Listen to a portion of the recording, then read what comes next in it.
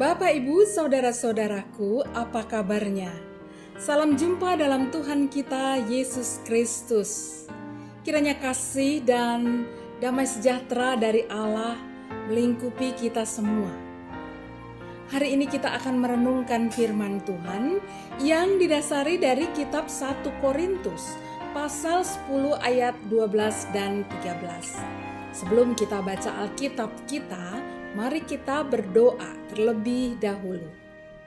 Ya Allah Bapa, sumber kasih karunia, sumber penghiburan dan pertolongan bagi kami, sumber kekuatan dan pemulihan dalam kehidupan kami.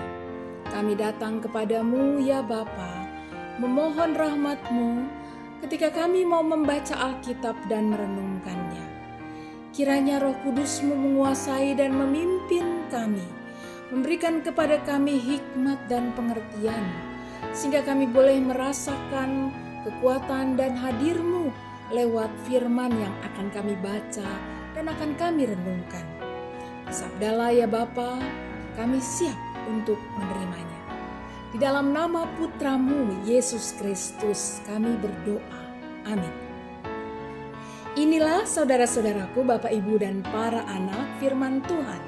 Kitab 1 Korintus pasal 10 ayat 12 dan 13. Demikian bunyinya.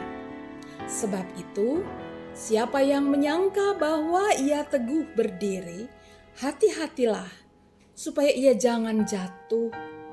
Pencobaan-pencobaan yang kamu alami ialah pencobaan-pencobaan biasa yang tidak melebihi kekuatan manusia. Sebab Allah setia, dan karena itu Ia tidak akan membiarkan kamu dicobai melampaui kekuatanmu. Pada waktu kamu dicobai, Ia akan memberikan kepadamu jalan keluar, sehingga kamu dapat menanggungnya. Demikianlah firman Tuhan. Berbahagialah kita yang mendengarkan firman Tuhan dan yang memeliharanya dalam kehidupan kita sehari-hari.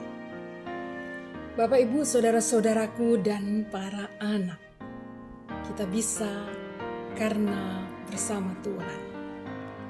Seringkali ketika tantangan datang, persoalan datang, kita menjadi hancur bukan karena persoalan itu sendiri, namun lebih disebabkan oleh karena kitalah yang mengatakan pada diri kita sendiri bahwa ini terlalu berat, tak sanggup saya menghadapinya.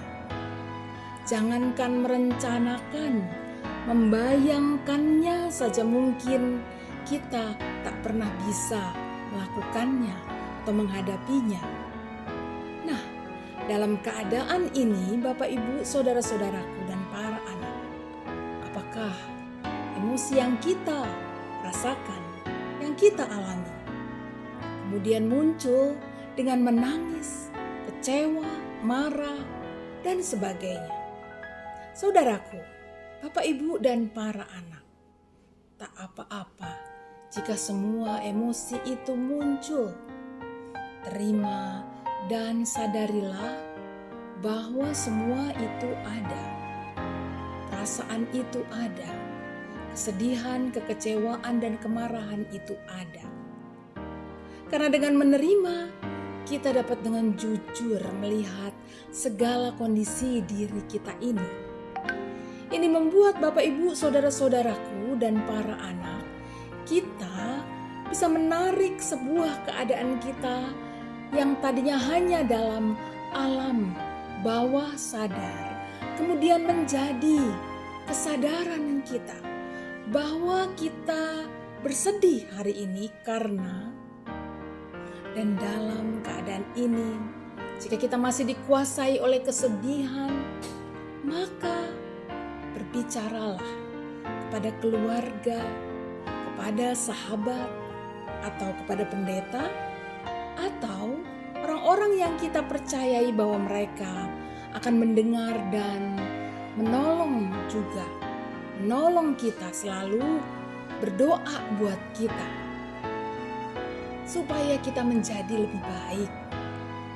Utamanya adalah bagaimana kita lalu menemukan orang-orang baik yang akan menolong kita untuk pemulihan dan penerimaan diri. Bapak, Ibu, saudara-saudaraku, dan para anak, pemulihan dan penerimaan diri menghindarkan kita dari ikut-ikutan pada kebusukan dan kejahatan di sekitar kita. Banyak orang yang melakukan pelanggaran dan kejahatan lalu berkata, aku tak menyadarinya, atau aku hilap, dan lain-lain. Sebagian besar jemaat Korintus juga Bapak Ibu dalam bacaan kita adalah jemaat yang tidak sungguh-sungguh menyadari kehadiran Tuhan dalam kehidupan mereka. Sehingga mereka, kata 1 Korintus 10 ayat 6, hidup memilih yang jahat. Padahal mereka telah mendapat kasih karunia Allah. Ketidaksadaran akan kehadiran dan penyertaan Tuhan membuat seseorang dikuasai oleh arogansi, keserakahan, kejahatan, dan lain-lain.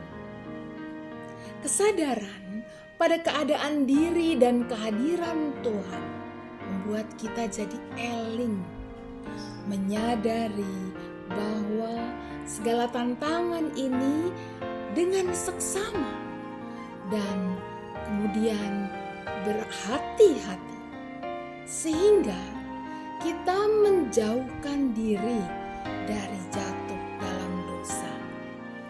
Kerendahan hati seperti ini muncul karena kita menyadari bahwa betapa kita ini manusia yang lemah, yang mungkin dapat berbuat salah dan juga dosa. Kita tak menyalahkan tantangan-tantangan itu karena kita menyadari bahwa Tuhan Yesus pun, atau Tuhan Yesus saja pun, berhadapan dengan tantangan-tantangan yang sangat berat itu kan. Bahkan ia mati di atas kayu salib. Apalagi kita tentu bisa menghadapi tantangan itu juga. Dan ketika kita menghadapi tantangan-tantangan kita akan memandang kepada Kristus yang telah memikul segala penderitaan kita di atas kayu salib. Saya tak ragu misalnya mengutip kata Sheila Marcia ketika ia menyadari kesalahan dan mau bertobat. Dia berkata, lebih baik berjalan bersama Tuhan. Karena jika tidak, maka tantangan hidup akan membuat kita hancur. Namun ketika kita berjalan bersama Tuhan, mungkin kita akan menangis juga. Namun ada damai sejahtera Tuhan bersama kita. Begitu katanya.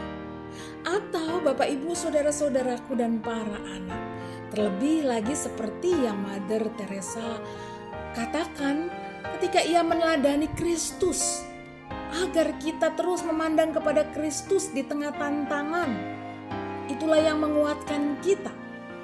Mother Teresa berkata, people are often unreasonable and self-centered. Forgive them anyway. If you are kind, people may accuse you of ulterior motives. Be kind anyway. If you are honest, people may cheat you. Be honest anyway. The good you to do today may be forgotten tomorrow. Do good anyway. Give the world the best you have, and it may never enough. Give your best anyway. Saudaraku, Bapak, Ibu, dan para anak, dalam kesadaran menghadapi tantangan kehidupan ini dan dalam penyerahan diri kepada Tuhan, kita dapat berkata Seperti makna yang dikatakan firman Tuhan di ayat 13, bahwa keyakinan Allah bersama dengan kita membuat kita menyadari bahwa kita dikuatkan oleh Kristus dalam menghadapi segala tantangan itu. Jadi selain kita menyadari dan menerima bahwa tantangan itu ada, kita juga sungguh menyadari kehadiran Kristus yang menolong dan menguatkan, memulihkan, bahkan melepaskan kita dari segala derita ini. Kini Bapak Ibu, saudara-saudaraku dan para anak, selain menerima tantangan, kita juga selalu bersandar dan bergantung pada Bapa, Kristus, dan Roh Kudus yang adalah sumber kekuatan dan kehidupan kita. Yakinlah, bersama Tuhan kita menjadi kuat. Bersama Tuhan kita akan dipulihkan. Bersama dengan Tuhan kita akan sembuh. Bersama Tuhan kita kuat. Tuhan menolong Bapak Ibu, saudara-saudaraku dan saya. Mari kita berdoa. Ya Bapa, kami menyadari bahwa kami tidak selalu ada dalam keadaan yang tenang dan tidak memiliki persoalan. Tapi kami juga bisa ada dalam keadaan yang menghadapi persoalan dan tantangan. Tapi ya Bapa, biarlah dalam keadaan itu kami selalu datang dan menghampiri Engkau saja. Sehingga rasa duka yang kami alami, sehingga rasa sakit yang kami alami, diubah dan dikuatkan oleh Tuhan menjadi kekuatan yang asalnya dari Tuhan. Kami mau percaya ya Bapa bahwa bersama-Mu kami dapat melihat kebaikan-kebaikan dan karya-Mu juga. Di tengah-tengah rasa sedih, kami juga bisa memandang kehadiran-Mu dan merasakan kedekatan dengan Engkau. Di tengah-tengah rasa sakit, kami mendapatkan semangat yang juga berasal dari Engkau. Ya Bapa, kami berdoa untuk semua anak-anak-Mu yang sedang menghadapi persoalan dan tantangan. Kuatkanlah ya Bapa, berikanlah semangat, sembuhkanlah dan pulihkan mereka. Kami berdoa ya Bapa, dalam nama Tuhan Yesus Kristus, penolong kami yang hidup dalam kehidupan kami. Amin. Tuhan menolong Bapak Ibu, saudara-saudaraku dan para anak. Sampai jumpa lagi.